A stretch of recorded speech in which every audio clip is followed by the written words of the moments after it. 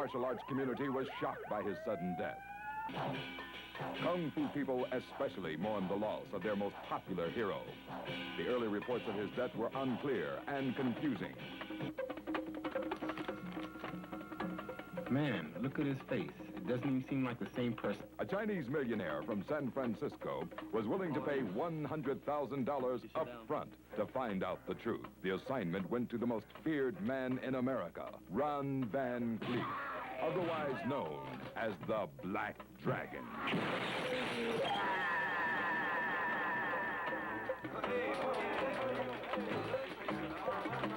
When you're investigating the death of the greatest Kung Fu fighter the world ever knew, you'd better be qualified. And qualified he was.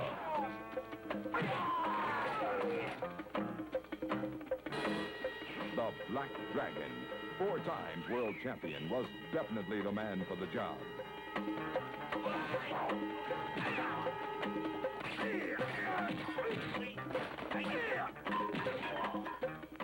The investigation was intense and was met with great resistance from the Hong Kong organization.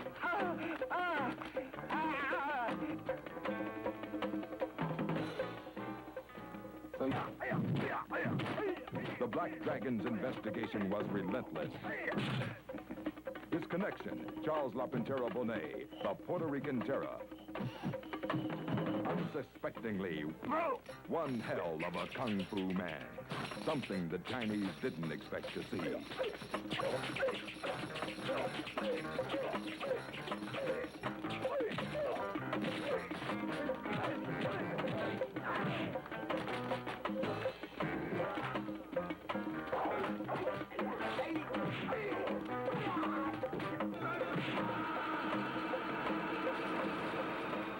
The Black Dragon rips into the Hong Kong underworld and takes no bullshit from any of them.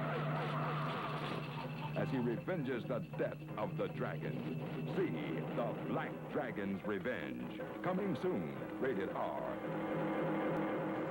Hello everyone, Willie the Bam Johnson here, Fooyah Magazine. We back at you 2014.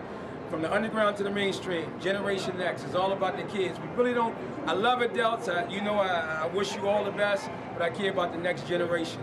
If it wasn't for having great role models like Master Ron Van Cleef, the Black Dragon, I would not be the person I am right now. As a kid, come on man, think about it, going into the Apollo Theater in Baltimore City, paying 25 cents to see the Black Dragon over and over and over again. Who in the world would think that right now, that today, I would be here reading all his books? Oh my God, God, you were just so great. Sir, I'm just so honored to be here, to have you on the video, to know that the meet and greet is just so authentic. That means so much to me. You know, I mean, what would you say to every kid right now that is probably in the martial arts, but I don't think their focus point is the passion of the art. I think it's competition. I don't know. I don't think you could get a better teacher for children in the martial arts than Willie the Bam Johnson. He's from the old school, traditional, and he's eclectic too. Really talented performer, excellent competitor, excellent competitor. I was always jealous of some of his weapons. I mean, but you were a competitor too. And I mean, what was that like? What even got you involved in competition? I started cooking in 1959. Okay. And doing karate, sort of competition. I became addicted to martial arts. I found it benefited my personality. It developed different things, muscles, insight, spiritual thing. It developed my character. Okay. That's what I think the most important thing about martial arts. That's a great character development. Okay. But back then, it was self-defense. It was self-defense. The training was hard. The training it wasn't just going through a belt factory. You had to really fight. I mean, am I correct? Yes. And I started in 1959 with Moses Powell. Yes, sir. And Okay. rolling on the cement basketball floor. Yes, sir. You know, Yes, sir. and being Little John's cookie. Yes, sir. Yes, sir. Now Little John's cookie. this is, and knowing those names and knowing how great during that time, Oriental World of Self-Defense, New York City at that time, and I was a young kid, so I'm just quoting what my vision was about those moments. During that time, California was Hollywood, but if you wanted to really fight, you had to make it through New York, right? It was like New York City, and I mean, but even when the Chinese and the Koreans and the Okinawans came with their style, is it true that they went to the urban communities? Of course. And got the brothers who was beating them up and fighting, Of course. and took them back to the countries, and then it was those people, the Hispanic and African American, Like yourself, that went to China and trained and became the master of his own and the creator of other arts. It's wonderful. so we took that whole urban swag, Wonderful. the flow, the rhythm, and we added to the art, and that's what brought the arts what it is today. And it's going to evolve even more. Oh my God. I mean, last thing, movies. What was it that made you go out and try out for movies and become the Black Dragon? I joined the Screen Actors Guild in 1966.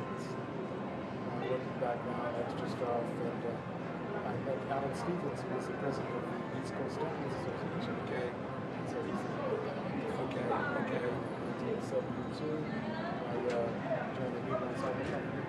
Okay. We played shows, Douglas Trumbull Ward, Ozzie Davis. I came from Okay, so real acting. Okay, okay, okay. And the move is Louis full. Harris. Okay, okay. And you was behind the Last Dragon, the Ty Matt. Okay, and then moving forward, you actually fought in the UFC When I was 51. when you was 51. Now let me ask you one question. We have two last questions. If you would think of someone coming up, when I think of the UFC, I think of the brutality, and I think of my babies and little kids coming up. I would love for them to have that knowledge and experience, but not go through that brutality. Exactly. If someone came up with something, we created a program called Point MMA, I know what you're talking about. which is are you technically ready? What would you say about just the name and knowing me? What do you think I that? think that the concept has a great merit. The only thing wrong with MMA is that it's not for kids. Ron Van Cleef, the Black Dragon. Thank you so very much. It's an honor to be here with the master. Thank you, sir. Okay. All right. Right. Who's